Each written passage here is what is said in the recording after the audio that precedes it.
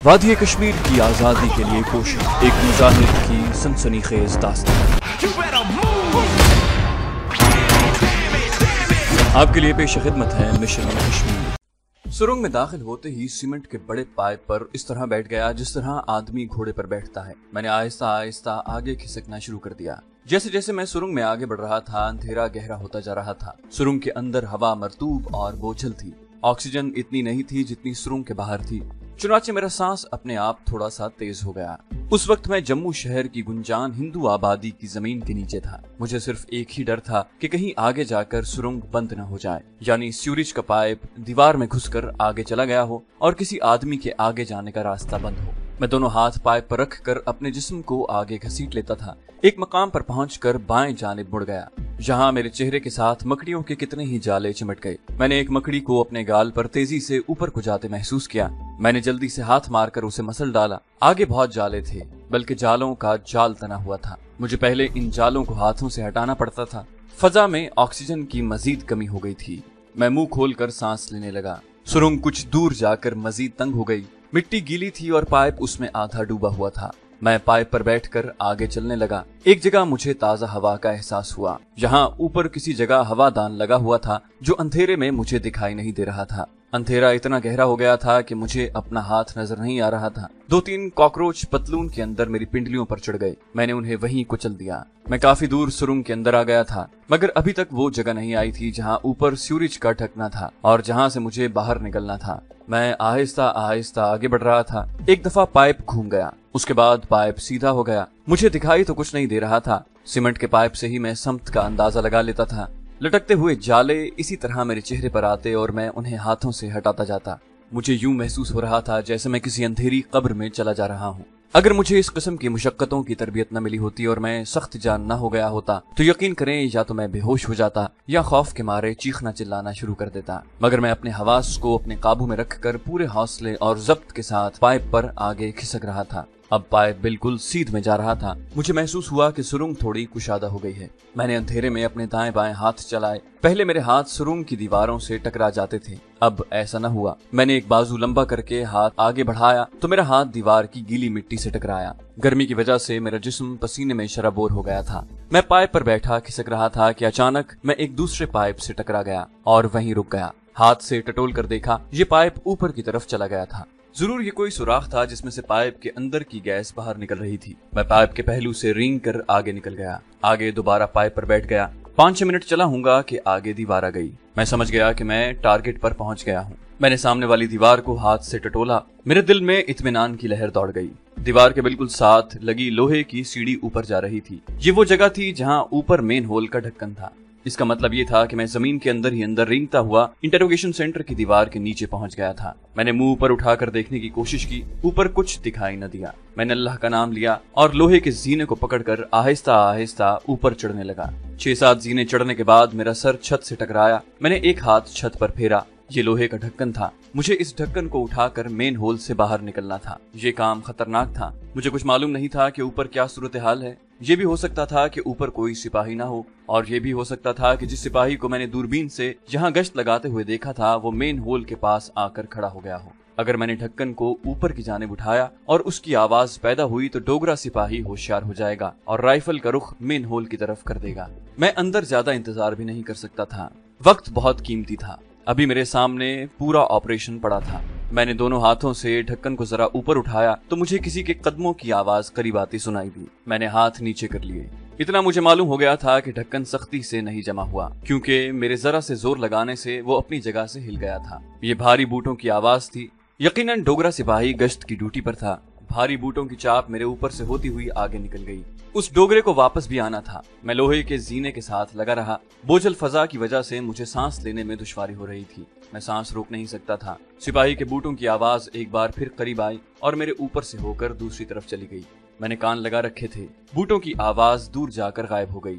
मेरे लिए यही एक मौका था। मैंने दोनों हाथों की मदद से मेन होल के ढक्कन को ऊपर उठाया और बड़े आराम से आवाज पैदा किए बगैर एक तरफ रख दिया। फौरन गर्दन बाहर निकाली और माहौल का जायजा लिया।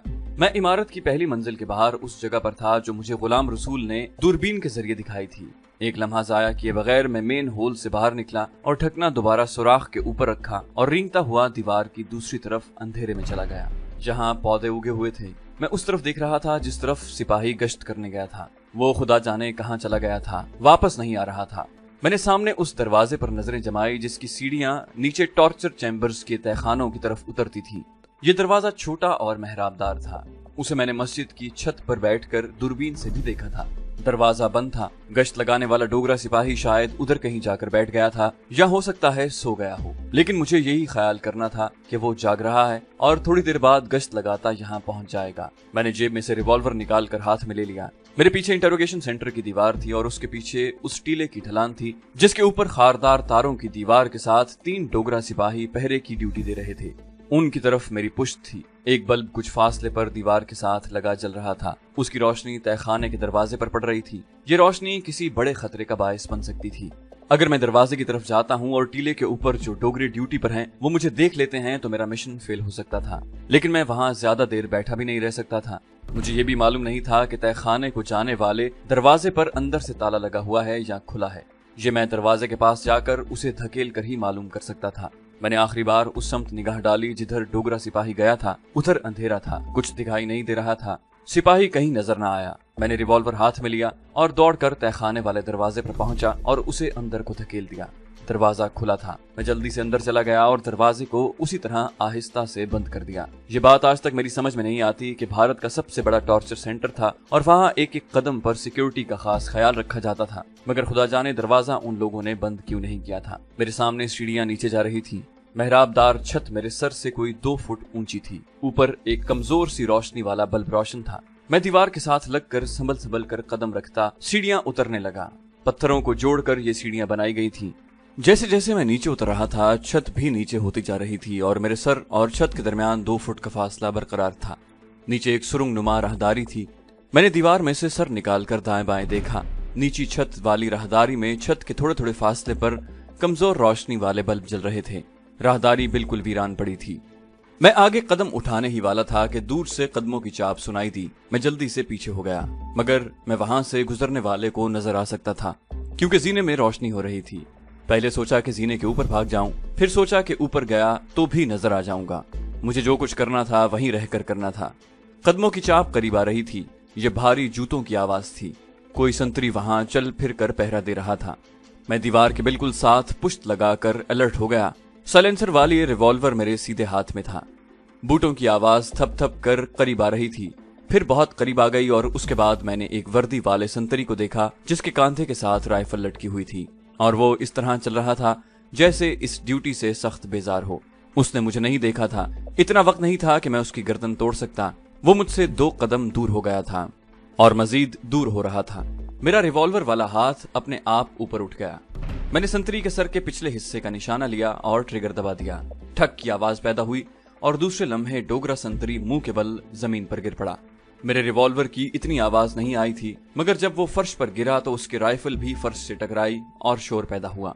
मैं अपनी जगह पर इस तरह साकित खड़ा रहा कि हो सकता है आवाज सुनकर कोई दूसरा संतरी वहां आ जाए। 1 मिनट गुजर जाने पर भी जब कोई ना आया तो मैंने दौड़कर संतरी की लाश को एक तरफ दीवार के साथ लगा दिया। उसके बाद मैं राहदारी की दीवार के साथ लगकर आगे खिसकने लगा। मुझे किसी के कराहने की आवाज आई। मैं 3-4 कदम खिसक कर आगे गया तो एक जगह दीवार से फीकी सी रोशनी बाहर आती दिखाई दी। करीब जाकर देखा तो ये एक कोठरी थी जिसके आगे लोहे का दरवाजा लगा था। कराहने की आवाज उस कोठरी से आ रही थी। मैंने सलाखों में से झांक कर देखा। बड़ा मध्यम सा बल्ब दीवार के साथ जल रहा था। उसकी धुंधली रोशनी में मुझे एक इंसानी हयूला दीवार के आगे सफ पर लेटा हुआ दिखाई दिया। यही आदमी कराह रहा था। मैंने आहिस्ता से आवाज दी, गुलखान। कराहने की आवाज एकदम रुक गई। इंसानी हयूला उठकर बैठ गया। उसने पूछा, अब क्या बात है? तुम लोग एक बार ही मुझे खत्म क्यों नहीं कर देते? मैंने आहिस्ता से कहा, गुलखान, ये मैं हूँ। जब मैंने उसे अपना नाम बताया तो जैसे उस इंसान के बदन में बिजली पैदा हो गई। मैंने गुलखान को उसकी आवाज से पहचान लिया था। वो उठकर एक पांव दबाकर चलता सलाखों के पास आ गया। गुलखान पहचाना नहीं जा रहा था। उसकी दाढ़ी बड़ी हुई थी। आंखों के गिर्द स्याह हल्के पड़ गए थे। गुलखान की जैसे सारी तवानाइयां और ताकतें वापस आ गई थी। कहने लगा, चाबी संतरी के पास हो गई। मैंने देखा कि सलाखों वाले दरवाजे पर ताला पड़ा था। मैं तेजी से सिपाही की लाश के पास गया। उसकी बेल्ट को देखा। एक जानिब चाबियों का गुच्छा लगा हुआ था। मैंने जल्दी जल्दी उसे खींच कर उतारा और दरवाजे के पास आकर चाबियां लगा लगा कर कुफल खोलने की कोशिश करने लगा। गुल खान ने कहा, अगर तुमने संतरी को हलाक कर दिया है तो उसकी जगह लेने के लिए दूसरा संतरी आने ही वाला होगा। वो चाबी लगाओ। वो गुल खान ने सलाखों में से हाथ बाहर निकालकर गुच्छे में से एक चाबी पर उंगली रखी। मैंने वो चाबी लगाई तो कुफल खुल गया। गुल खान ने जो मैली कुचैली सी चादर ओढ़ रखी थी वो वहीं फेंकी और बाहर आ गया। मैंने उसे कुछ न कहा और जीने की तरफ तेज तेज कदमों से चला। गुल खान मेरे पीछे पीछे था। हम राहदारी की दीवार के साथ लगकर चल रहे थे। फिर जीना आ गया। हम जीना चढ़कर ऊपर वाले दरवाजे पर आ गए। गुल खान कहने लगा, ऊपर भी संतरी गश्त करता है। मैंने कहा, जब मैं आया था तो मैंने उसे देखा, मगर वो गश्त लगाते हुए उस तरफ गया और फिर वापस नहीं आया। गुल खान ने सरगोशी में कहा, हो सकता है वो सिगरेट बीड़ी पीने की जगह छुप कर बैठा हो। ठहरो, पहले मैं बाहर निकलता हूँ। मैंने कहा, नहीं गुल खान, पहले मैं बाहर जाऊंगा, तुम इसी जगह बैठ जाओ। गुल खान दरवाजे के पास पत्थर के जीने पर बैठ गया। मैंने आहिस्ता से दरवाजा खोलकर बाहर झांक कर देखा। मेरा दिल धक से रह गया। डोगरा संतरी 6 से 7-8 कदमों के फासले पर मेरी तरफ चला रहा था। मैं दरवाजा आहिस्ता से बंद करके वहीं अंदर की जानिब जीने पर बैठ गया। जब संतरी जरा आगे चला गया तो गुल खान कहने लगा, इसके होते हुए हम यहाँ से फरार नहीं हो सकेंगे। तुम्हारे पास साइलेंसर वाला रिवॉल्वर मौजूद है। इस संतरी को भी फौरन ठिकाने लगा दो, ये बहुत जरूरी है। मैंने रिवॉल्वर पर अपनी गिरफ्त मजबूत की और संतरी के वापस आने का इंतजार करने लगा। वो थोड़ा आगे जाकर वापस पलट गया और भारी कदम रखता चला आ रहा था। मैंने दिल में अल्लाह पाक को याद किया और बाहर की आवाज पर कान लगा दिए। जैसे ही संतरी के कदमों की आवाज दरवाजे के करीब आई, मैंने कराहना शुरू कर दिया। गुल खान घबरा कर एक तरफ हट गया। ये तुम क्या कर रहे हो? मैंने उसे हाथ का इशारा किया कि चुप रहो। मेरे कराहने की आवाज सुनते ही संतरी दौड़कर दरवाजे के अंदर आया। उसने एकदम दरवाजा खोल दिया। कौन हो? मैंने वहीं नीचे जीने पर बैठे बैठे डोगरा संतरी की गर्दन का निशाना लिया और फायर कर दिया। ठक की आवाज के साथ ही मेरे रिवॉल्वर की गोली संतरी के हल्क को चीरती हुई निकल गई। वो मुंह के बल सीढ़ियों में गिर पड़ा। मैंने गुल खान से कहा, मेरे पीछे पीछे आ जाओ, हमें मेन होल में उतरना है। हम आगे पीछे दरवाजे में से निकल आए। मुझे सामने वाले टीले पर जो संतरी पहरा दे रहे थे उनकी तरफ से खतरा था। अगर उनकी नजर इस तरफ पड़ गई या उन्हें इधर थोड़ा सा भी शक पड़ गया कि कुछ हलचल हो रही है, या उन्होंने महसूस किया कि जहाँ जो संतरी पहरा दे रहा था वो नजर नहीं आ रहा, तो वो उसे जरूर आवाज देंगे और जब संतरी की जानिब से कोई जवाब न मिलेगा तो सारा मामला उलट जाएगा। मैं दरवाजे में से निकलते ही बैठ गया। गुल खान अभी तक दरवाजे के अंदर जीने पर ही था। मैंने उसे सरगोशी में कहा, मेन होल सामने है, हम रेंग कर वहां तक जाएंगे। टीले पर पहरा लगा है। मैं जमीन पर लेट गया और आहिस्ता आहिस्ता मेन होल की तरफ रेंगना शुरू कर दिया। गुल खान मेरे पीछे रेंगता हुआ चला आ रहा था। मेन होल के पास पहुंचकर मैंने उसका ढक्कन उठाकर एक तरफ रखा और एक तरफ हटकर गुल खान से धीमी आवाज में कहा, नीचे उतर जाओ। दीवार के साथ लोहे की सीढ़ी लगी हुई है। गुल खान पर नकाहत तारी थी। मैंने उसे जरा जरा लंगड़ा कर चलते भी देखा था, लेकिन वो हमारा मास्टर स्पाई था और एक जमाने में उसने भी होशंगाबाद में कमांडो की ट्रेनिंग हासिल की थी। उसका हौसला फरार का रास्ता नजर आने पर बुलंद हो गया था। वो मेन होल में उतर गया। मैंने ऊपर से कहा, नीचे सीमेंट का बड़ा पाइप है, उस पर बैठ जाओ। उसके साथ ही मैं भी मेन होल में उतर गया। अभी मैं मेन होल का आहनी ढक्कन खींचकर ऊपर रख ही रहा था कि टीले की तरफ से किसी सिपाही ने उस संतरी को आवाज दी जो यहाँ गार्ड ड्यूटी पर मुतय्यन था। मैं ढक्कन को अपनी तरफ घसीटने की कोशिश कर रहा था, मगर आहनी ढक्कन शायद किसी जगह अटक गया था। वो अपनी जगह से बिल्कुल नहीं हिल रहा था। टीले की जानिब से दूसरी आवाज बुलंद हुई। जब कोई जवाब न मिला तो स्टेन गन का फायर हुआ। मुझे सामने वाली दीवार से गोलियों के टकराने की आवाज आई। नीचे से गुल खान ने पूछा, ऊपर क्या हो रहा है? नीचे क्यों नहीं आते? कुछ आदमियों के दौड़ने भागने की आवाजें आने लगी। मैं ढक्कन को अपनी तरफ खींच रहा था, मगर ढक्कन जैसे जमीन से चिमट गया था। मेन होल का बंद होना बहुत जरूरी था। उसके खुले रहने का मतलब था कि सिपाही हमें सुरंग के अंदर उतर कर भून सकते थे। मैंने कहा, ढक्कन कहीं फंस गया है। टीले की तरफ से स्टेन गन फायर होने लगी। सिपाहियों की सीटियां बजाने की भी आवाजें आने लगी। मैंने दिल में अपने अल्लाह को याद किया और कहा, ऐ मेरे मौला, मेरी मदद फरमा। उसके बाद मैंने जोर लगाकर झटके से ढक्कन को खींचा तो वो मेरी तरफ आ गया। मैंने उसे मेन होल के गोल सुराख के ऊपर अच्छी तरह जमाया और लोहे का जीना उतर गया। नीचे घुप अंधेरा था, ऊपर गोलियां चल रही थीं। सिपाही एक दूसरे को आवाजें देकर होशियार कर रहे थे। गुल खान के फरार का पता चल गया था। मैंने गुल खान से कहा, इन लोगों को तुम्हारे भागने का इल्म हो गया है, फिक्र की कोई बात नहीं। इस पाइप के ऊपर बैठ जाओ, मैं तुम्हारे आगे आगे चलता हूँ। न मैं गुल खान को देख सकता था, न उसे मेरी सूरत नजर आ रही थी। मैं उसके ऊपर से होकर सीमेंट के पाइप पर बैठ गया और रेंगते हुए हमारी वापसी का सफर शुरू हो गया। गुल खान ने पूछा, ये पाइप किस तरफ निकलता है? मैंने कहा, मेरे पीछे पीछे आ जाओ गुल खान, सब ठीक हो जाएगा। हम सुरंग में नहर वाले धाने की तरफ आहिस्ता आहिस्ता रवाना हो गए। हम घिसट घिसट कर चल रहे थे। जहां सुरंग तंग हो गई और जमीन पाइप के तकरीबन बराबर हो गई, वहां हम औंधे होकर रेंगने लगे। मैं गुल खान को अंधेरे में गाइड करता जा रहा था। मुझे ये भी अंदेशा था कि फायरिंग की आवाज गुलाम रसूल भी सुन रहा होगा, कहीं वो किसी दूसरी तरफ न चला जाए। ये भी हो सकता था कि हमें मेन होल में दाखिल होते ही देख लिया गया हो, और जब हम नहर में सुरंग से बाहर निकलने लगे तो सामने डोगरा सिपाही हमारे इस्तकबाल को मौजूद हों और हम पर फायर खोल दें। बाहर की मुझे कुछ खबर न थी। गुल खान का दम फूल गया था। कहने लगा, ये सुरंग कितनी लंबी है? मैंने कहा, ज्यादा लंबी नहीं है, थक गए हो तो रुक कर सांस ले लेते हैं। वो सांस दुरुस्त करते हुए बोला, सुरंग के बाहर जरूर डोगरा पुलिस या फौजी सिपाही मौजूद होंगे, उन्होंने हमें मेन होल में उतरते देख लिया होगा। मैंने कहा, अब जो होगा देखा जाएगा, हमें यहाँ से जितनी जल्दी हो निकल जाना चाहिए। हम सुरंग में जितनी तेज रेंग सकते थे रेंगने लगे। आखिर हमें एक जगह ताजा हवा आती महसूस हुई। गुल खान मेरे पीछे आ रहा था। मैंने उसे बताया कि ये ताजा हवा सुरंग के नहर वाले धाने से आ रही है, हम बाहर निकलने वाले हैं। गुल खान ने कहा, खुदा का शुक्र है। इंटेरोगेशन की अजियतें बर्दाश्त कर करके गुल खान की जिस्मानी हालत पूरी तरह सेहतमंद नहीं थी। वो जज्बे के जोर पर चला आ रहा था। उसकी आवाज में भी नकाहत थी। मैंने उससे पूछा, तुम लंगड़ा कर क्यों चल रहे हो? उसने कहा, एक टांग पर इन्होंने गर्म रॉड लगाए थे। मैंने पूछा, वहां और कितने मुजाहिद हैं? गुल खान ने कहा, मुझे कुछ नहीं मालूम। रात को किसी वक्त दूसरी कोठरी से इंसानी चीखों की आवाज सुनाई दिया करती थी। उसका सांस बातें करने से फूल गया। मैंने कहा, गुल खान अब कोई बात न करना। ताजा हवा ज्यादा आने लगी थी। आखिर हम सुरंग के धाने पर पहुंच गए। पहले मैं नहर में निकला। मैंने सर ऊपर करके देखा, वहां कोई नहीं था। गुल खान भी सुरंग से निकल आया। हम नहर के पानी में खड़े थे। पानी हमारे घुटनों तक था। मेरी नजर सामने वाले खोखों के दरमियान जो जगह थी वहां जमी हुई थी। मैं परेशान हो गया क्योंकि मुझे अंधेरे में वहां गुलाम रसूल की जीप का हयूला दिखाई नहीं दे रहा था।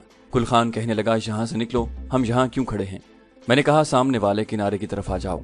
हम नहर में झुक कर चलते सामने वाले किनारे पर आ गए। किनारे पर आते ही मैंने गुल खान से कहा, वहां अंधेरे में आ जाओ। नहर के किनारे की ढलान से उतरकर हम लकड़ी के खोखों की जो दुकानें थीं उनके पीछे अंधेरे में छुप कर बैठ गए। मैं बेचैनी से इधर उधर देख रहा था। गुल खान बोला, वो आदमी नहीं आया क्या? मैंने कहा, मैं उसी को तलाश कर रहा हूँ। इतने में एक खोखे के अकब से इंसानी साया निकलकर तेजी से हमारी तरफ आया। ये गुलाम रसूल था। आते ही बोला, जल्दी से मेरे साथ आओ, जल्दी करो। हम उठकर उसके पीछे चलने लगे। जहाँ खोखों की दुकानें खत्म हो जाती थीं, वहां दरख्तों के नीचे एक जीप खड़ी थी। जीप चारों तरफ से बंद थी। गुलाम रसूल ने तरपाल उठाकर कहा, अंदर बैठ जाओ। हम दोनों जीप में घुसकर बैठ गए। गुलाम रसूल ने तरपाल गिरा दी। दूसरे लम्हे जीप का इंजन स्टार्ट हुआ और जीप एक तरफ तेजी से चल पड़ी। जीप पहले हमवार रास्तों पर चलती रही, फिर वो बार बार उछलने लगी जैसे पत्थरों पर चल रही हो। उसके बाद फिर कोई हमवार सड़क आ गई। जीप में अंधेरा था। मैंने गुल खान को मुखातिब करते हुए कहा, गुल खान तुम ठीक तो हो ना? गुल खान ने कमजोर आवाज में कहा, हाँ। गुलाम रसूल अपने ड्राइवर के साथ लगी सीट पर बैठा हुआ था। हमारे दरमियान लकड़ी की दीवार थी। जीप की रफ्तार तेज हो गई। कितनी देर तक जीप सीधी सड़क पर चलती रही, फिर उसने थोड़ी थोड़ी देर के बाद मोड़ मुड़ने शुरू कर दिए। फिर चढ़ाइयां उतराइयां शुरू हो गईं। जीप नीम पहाड़ी इलाके से गुजर रही थी। एक जगह जीप दूर तक नशेब में चलती गई, फिर एक जानिब मुड़ गई। जीप के साथ झाड़ियों के टकराने की आवाजें आने लगीं। जीप की रफ्तार भी हल्की हो गई थी। जीप एक तरफ घूमी और फिर रुक गई। गुलाम रसूल ने पीछे आकर तरपाल की रस्सियां खोलकर उसे एक तरफ हटा दिया। बाहर अंधेरा था, मगर अंधेरे में हमें गुलाम रसूल नजर आ रहा था। वो बोला, आ जाओ। मैं जीप से नीचे कूदा, फिर गुल खान को सहारा देकर नीचे उतारा। गुलाम रसूल ने गुल खान से कहा, तुम हमारे बहादुर मुजाहिद हो गुल खान, फिक्र न करो, अब तुम अपने आदमियों में हो, हम तुम्हें बहुत जल्द सेहतमंद कर देंगे। मैंने ऊपर देखा, दरख्तों के दरमियान से आसमान पर चमकते हुए सितारे नजर आ रहे थे। गुलाम रसूल हमें लेकर दरख्तों में एक तरफ चलने लगा। मैंने उसे बताया कि जब मैं मेन होल में दाखिल होने लगा था तो वहां जबरदस्त फायरिंग शुरू हो गई थी। गुलाम रसूल बोला, फायरिंग की आवाज मैंने भी सुनी थी, इसलिए मैं जीप वहां से निकाल कर दूसरी जगह ले गया था, मगर खुदा का शुक्र है कि तुम्हें मेन होल में दाखिल होते किसी ने नहीं देखा। मैंने कहा, मेरा ख्याल भी यही है कि मुझे किसी ने नहीं देखा था। गुलाम रसूल कहने लगा, ख्याल क्या है? तुम्हें अगर उन्होंने मेन होल में दाखिल होते देख लिया होता तो तुम दोनों में से कोई भी जिंदा ना होता। गुलाम रसूल कुछ देर खामोश रहने के बाद कहने लगा, ये तो तय है कि गुल खान के फरार होने का सबको पता चल गया है और इसी वक्त जम्मू शहर की स्पेशल पुलिस और मिलिट्री इंटेलिजेंस ने सारे इलाके को घेरे में ले लिया होगा और गुल खान की तलाशी शुरू हो गई होगी। मगर यहाँ तुम लोग महफूज होगे। मैंने कहा, क्या हम किसी खास खुफिया ठिकाने पर जा रहे हैं? गुलाम रसूल ने कहा, यही समझ लो। गुल खान मेरे कांधे पर हाथ रखकर आहिस्ता आहिस्ता हमारे साथ ही चल रहा था। उसने मुझसे दिल्ली से मेरे निकलने के बाद की बातें शुरू कर दी। कहने लगा, जब तुम्हें इन लोगों ने अपने जाल में फंसाकर अमृतसर जेल की तरफ रवाना किया था तो उसके फौरन बाद उस मुतासिब मुसलमान खुदा बख्श के घर पर छापा मारा कि वो एक पाकिस्तानी जासूस को कहां से लेकर उनके तरबियती सेंटर में भर्ती कराने आ गया था। रहीम बख्श ने अपनी जान बचाने के लिए मेरा नाम ले दिया कि मेरे पास गुल खान उस नौजवान को लेकर आया था। पुलिस ने मेरे हाथ छापा मारा और मुझे गिरफ्तार करके लाल किले में ले गई। बस कुछ न पूछो, उसके बाद जो तशद्दुद और गैर इंसानी अजियतों का दौर शुरू हुआ है, मगर मैंने भी जबान न खोली। गुलाम रसूल कहने लगा, हमारे हर हुर्रियत पसंद मुजाहिद की यही शान है कि अगर वो पकड़ा जाए तो मौत को हंसी खुशी गले लगा लेता है, मगर अपने किसी साथी का नाम और अपने हाइड आउट का पता नहीं बताता। गुल खान ने कहा, मुझे इस इंटेरोगेशन सेंटर में ही पता लग गया था कि एक पाकिस्तानी जासूस अमृतसर जेल से फरार हो गया है। मैंने जब सुना कि इस जासूस को दिल्ली से पकड़ कर लाया गया तो मैं फौरन समझ गया कि ये तुम ही हो। मुझे खुशी हुई थी कि कम से कम तुम्हें भारतीय दरिंदों के तशद्दुद से तो निजात मिली।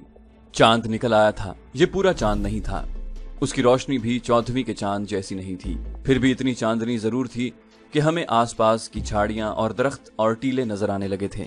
मैं और गुल खान आहिस्ता आहिस्ता बातें करते जा रहे थे। उसने मेरे कंधे का सहारा लिया हुआ था। मुजाहिद गुलाम रसूल जरा आगे चल रहा था। एक हम नशेब में उतरे। ये एक घाटी थी। आगे थोड़ी सी खुली जमीन आ गई। जहां मैंने ऊंची नीची पत्थरों की ढेरियां देखी तो समझ गया कि ये कोई वीरान कब्रिस्तान है।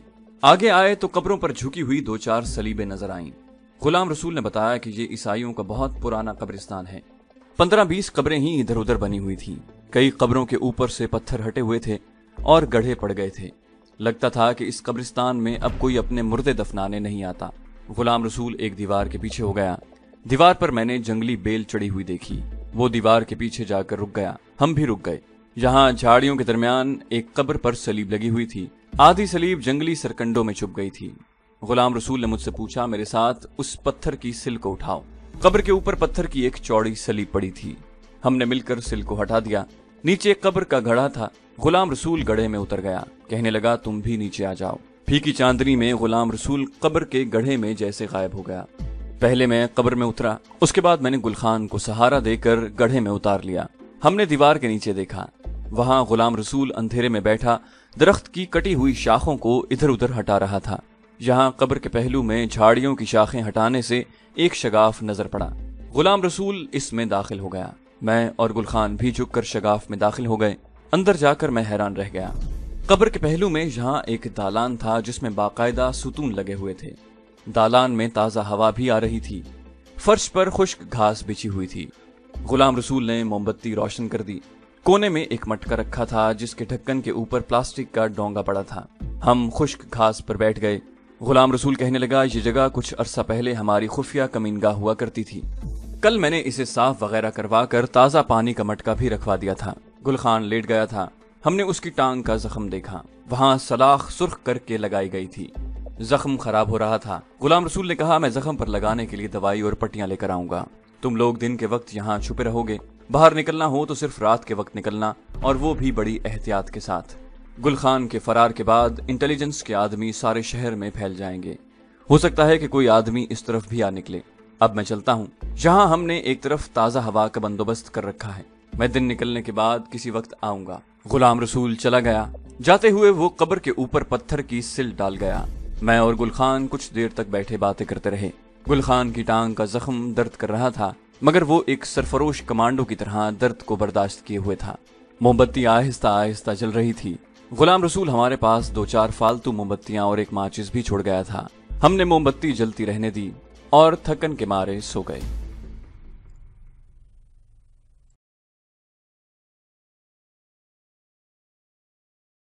तो दोस्तों, ये थी हमारी आज की एपिसोड। उम्मीद करते हैं आपको हमारी कहानी पसंद आई होगी। जाने से पहले इस वीडियो को लाइक कीजिए और शेयर करना मत भूलिए। कमेंट करके हमें बताइए कि आपको हमारी वीडियो कैसी लगी। और अगर अभी तक आपने इस चैनल को सब्सक्राइब नहीं किया तो इसे सब्सक्राइब कीजिए और बेल आइकन दबाकर ऑल नोटिफिकेशंस ऑन कर लीजिए।